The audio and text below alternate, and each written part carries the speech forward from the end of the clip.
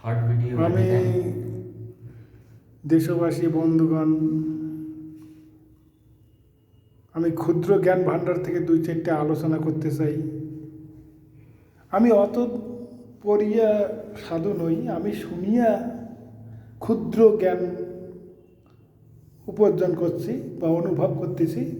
তাই বন্ধুগণ, তোমরা অনুভব করে দেখো যে কথাগুলো সঠিক কি বেসঠিক। মা বোনদেরকে জানাই আন্তরিক ভালোবাসা,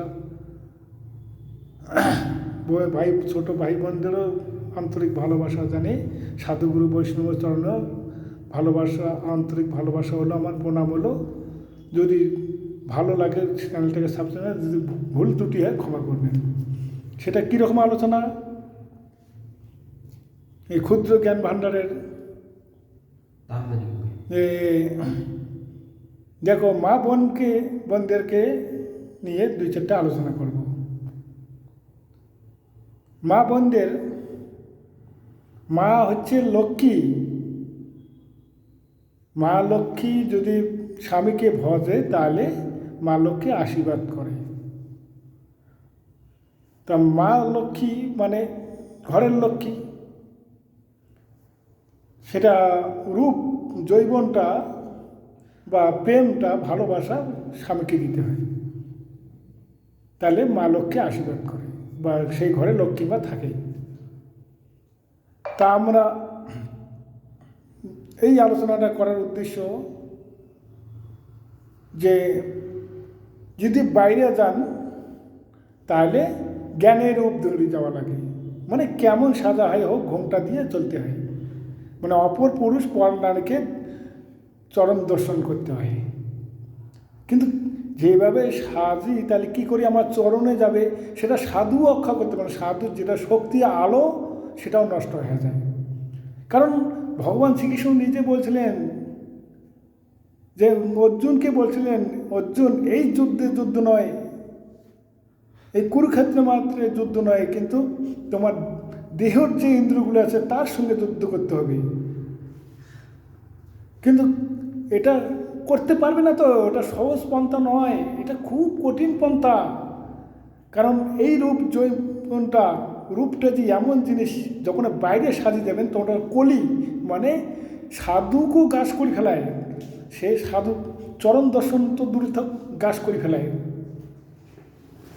যেটুকে সাধু গুরু বৈষ্ণবদের আলো আছে, শক্তি আছে, সেটাও নষ্ট হয়ে যায়। তাই অনুরোধ করে বলতেছি মা বোনদের, তোমরা ঘোমটা দেওয়া শিখো।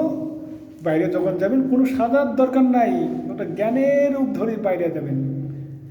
আর স্বামীর কাছে যখন বসবেন, তাকে প্রেম, শ্রদ্ধা, ভক্তি বা যত সাজিবেন, তাহলে স্বামী খুশি হবে। স্বামী খুশি কানে হলো, স্বামী খুশি হলে মা লক্ষ্মী আশীর্বাদ করে। লক্ষ্মী চরিত্রে বলছিলেন যে অন্তকালে নারায়ণে করোনারায়ণ, মানে অন্তকালে নারায়ণকে ছাড়বেন না। অন্তকালে মানে নারায়ণকে ভজ, মানে ভগবান শ্রীকৃষ্ণকে মানে ভজন করছি। স্বামী হচ্ছে নারীর শ্রেষ্ঠ গুরু। তা আমি একটা অন্য পাকে একটা গল্প দিয়ে বুঝি দিই, গল্পটা খারাপ পাইও না। কীভাবে যে কলি গ্রাস করে ফেলে এক সাধু, মানে সাধারণ ক্ষুদ্র জ্ঞান ভাণ্ডার, তো যদি ভুল ত্রুটি ক্ষমা করবেন, আর যদি ভালো লাগে কথাগুলো শুনিবেন, গ্রহণ করবেন, ওর নিজের জ্ঞানে অনুভব করে দেখবেন সেটা কীরকম। এক সাধু একজন ভিক্ষা করে বেড়ায়, তা বেড়াতে একজনের বাড়িতে এত সুন্দর বউকোনা সাজিয়ে আসলো। তা বউকোনা দেখে সাধুর মনটা চোখে গেছে। না, গল্পটা সাধারণ গল্প, এটা শাস্ত্রের আলোচনা নয়। সাধুর মন টরকি গেছে, মানে গাছ করে ফেলেছে কলি। তারপরে ওই মা যায় নদীতে কাপড় ধুতে।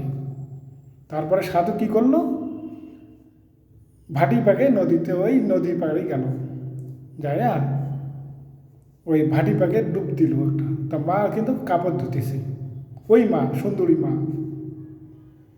মানে তবু ঘোমটা দেয় নাই, ঘোমটা ছিল না।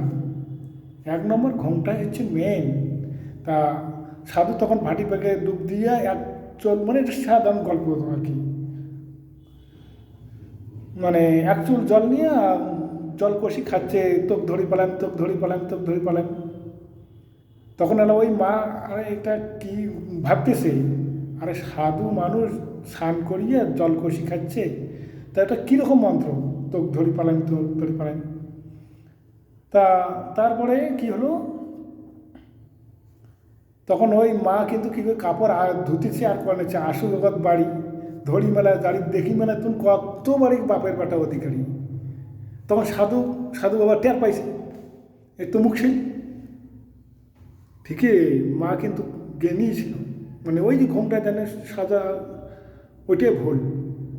তারপরে তখন সাধু আর এক জল নিয়ে কয়, হোক হোক না হোক নাই, গণ্ডগোলের কাম নেই। তখন সাধুর ভয় আসে গেল। তা আমি বলতে চাই কি মা, তোমার যে এই যে কলি রূপটা, এটা মানে যখন অন্য পুরুষের কাছে যাবেন তখন ঘোমটা দিয়ে যেতে হয়, মানে এই রূপটা যেন অন্য পুরুষের নজরে পড়ে না। তোমার যদি ঘোমটা থাকে তাহলে সবে তোমার অপরিচিত নারী বা অপর নারীকে চরম দর্শন করতে হয়, মা বলে শ্রদ্ধা করতে হয়। কিন্তু ওইভাবে যদি ঘোমটা না যদি সাধন ভোজন থাকে, তাহলে কান রক্ষা করতে, যে ভগবান শ্রীকৃষ্ণ অর্জুনকে বলছিল, তো যে তোমার দেহের ইন্দ্রিয়গুলোর সাথে যুদ্ধ করে সেটা কেউ সামলাতে পারবে না। তাই অনুরোধ করে বলতেছি, তোমরা সাজো, স্বামীর কাছে বসো, উঠো বসো, স্বামীর কাছে হাসি প্রেম দাও, তাহলে সৌন্দর্য সন্তান হবে, হাসি খুশি সন্তান হবে, মানে সুন্দরী, ছেলে হোক মেয়ে হোক সুন্দরী হবে। কিন্তু অপর পুরুষের কাছে যখন বা বাইরে যাবেন তখন ঘোমটা দিতে হয়। তখন কি ঘোমটা মানে জ্ঞান, ঘোমটাটাই হচ্ছে জ্ঞান, জ্ঞানের আলো। তাহলে ওই যে অপর পুরুষগুলো লক্ষ্য করতেছে, তখন মা বলে শ্রদ্ধা করবে, তাহলে নিশ্চয় কোনবা মা একটা যাইতেছে, তখন চরণের ভিতরে চরণ দর্শন হবে। তাহলে কি হবে, তাহলে কলি আর গাছ করলো না, তার আয়ু কমে না। যদি ওই যে তোমার কলি রূপ দর্শন করে, তাহলে ওই যে বাপরে বাবা ওটা কোন বউ যাইতেছে রে, তাহলে কি কলি গাছ করলো, তার আয়ুটা, মানে ওই কথাটাই কলি, মানে গাছ করলো তার আয়ু কমে গেল। আর সাধুগুরু বৈষ্ণব যা আছেন তারও মানে যেটুকু আলো শক্তি আছে সেটাও নষ্ট হয়ে যায়, ভুষ্টা হয়ে যায়। তো অনুরোধ করে বলতেছি, দয়া করে বলতেছি, তোমাকে হাত জোর করে বলতেছি, তোমরা ঘোমটা দেওয়া শিখো। মা হচ্ছেন লক্ষ্মী। এই ক্ষুদ্র জ্ঞানের ভাণ্ডারের ওই কথাগুলো অনুভব করে দেখবেন সঠিক কি বেসঠিক। যদি ভুল হয় তাহলে আমাকে ক্ষমা করবেন, আর যদি ভালো লাগে, যদি সঠিক কথাগুলো বোঝা যায়, তাহলে আমার চ্যানেলটাকে ক্ষুদ্র জ্ঞান ভাণ্ডারের চ্যানেলটাকে সাবস্ক্রাইব করবেন। এইটুকু আমার আবেদন হলো, অনুরোধ করে বলতেছি, কথাগুলো অনুভব করে দেখবেন। রাধে রাধে।